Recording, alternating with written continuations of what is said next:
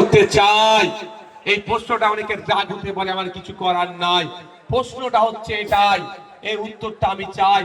প্রশ্নটা আপনাদের করছি, যেটাই ওয়াকফ সংশোধনী আইন করে কেন্দ্রের বিজেপি সরকার বকলমে আপনার মসজিদ, আপনার মাদ্রাসা, আপনার ঈদগাহ, আপনার কবরস্থান কেড়ে নেওয়ার অপচেষ্টা চালাচ্ছে। আর সেখানে মমতা ব্যানার্জি বলেছিলেন, আমি থাকতে পশ্চিম বাংলায় এই আইনকে লাগু হতে দেব না।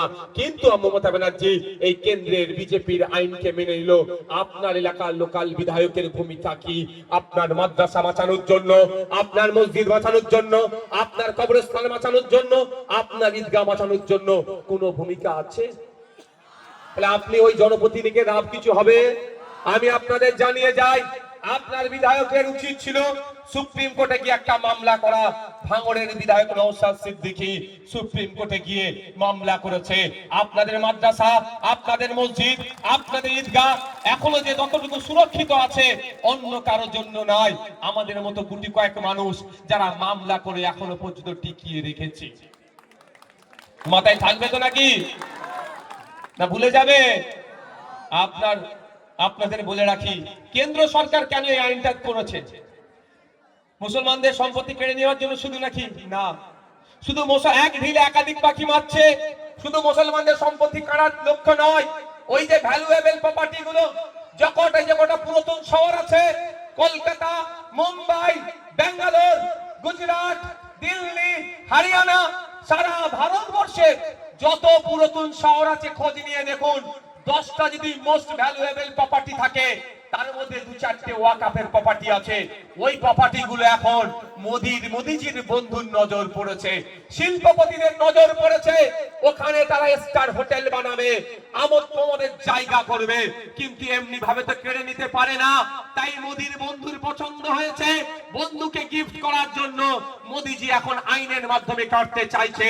কিন্তু এই কাড়াটা শুধু মুসলমানদের আঘাত দিচ্ছে না, ইন্ডিয়ান এভিডেন্স অ্যাক্ট থেকে শুরু করে বিভিন্ন আইনকে আঘাত দিচ্ছে, সংবিধানের একাধিক ধারাতে আঘাত দিচ্ছে।